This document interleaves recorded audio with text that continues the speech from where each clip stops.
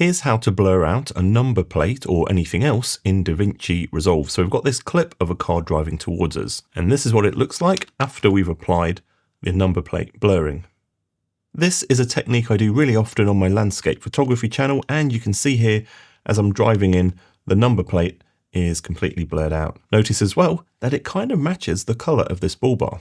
Let me show you how to achieve that.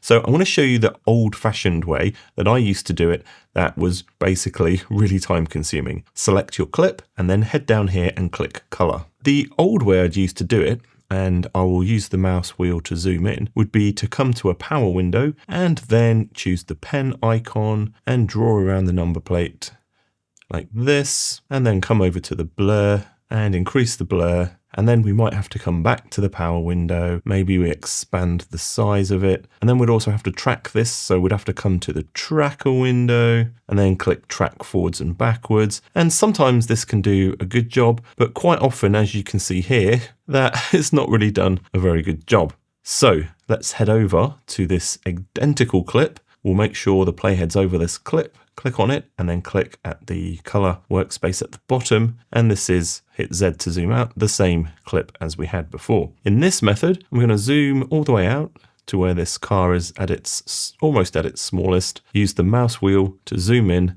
and then hold down the mouse wheel to scroll this window around. So we're in a brand new node here. This is an empty node. Instead of using the power windows, we're going to come over to the AI Magic Mask. Now make sure this says AI Magic Mask 2, and then you'll know that you're running on the latest version of DaVinci Resolve, which supports this. Magic Mask 1 in older versions was good. This version is even better. Make sure that you've got this little plus icon selected, and then come over and click somewhere in the middle of the number plate. At the minute, we just get this little dot, and it doesn't look like it's done anything. Come down here and click this button to toggle the mask overlay. Anything in this red color has been selected by the Magic Mask. Now we can come back to the blur controls and increase the radius to create the blur. If you want to try and blend this in a little bit better with the body, you can come over to your primaries, just open up the wheels, and maybe you want to reduce the offset to try and get it a similar brightness, and you can move this dot around to try and get the color to match if that's something that you're worried about.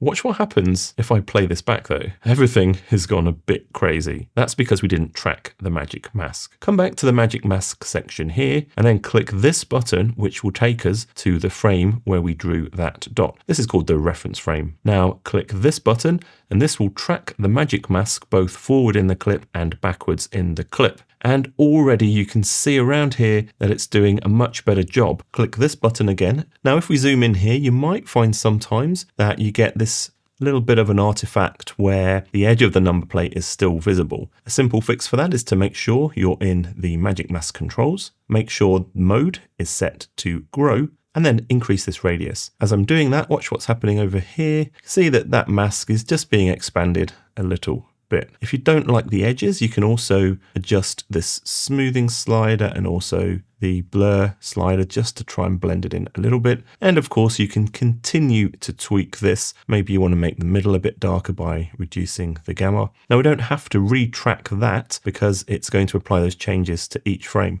I'm going to show you another cool trick in a second. Let's just play this back full screen so you can see the entire effect. The car's coming towards us, and the number plate is nicely blurred out and also darkened a bit, all the way until it leaves the edge of the frame. In previous versions of DaVinci Resolve, Magic Mask could be a bit annoying because at times you could actually come back to this clip and the masking or the Magic Mask would have been lost, and then you'd have to go through all of this process again. With DaVinci Resolve in version 21 and newer versions, you can click these three dots in the Magic Mask tool and choose Render Magic Mask in Place. Click that, and then it's going to render and then add a new node, which is essentially this mask joined up to the main node. And this will look exactly the same as it did before.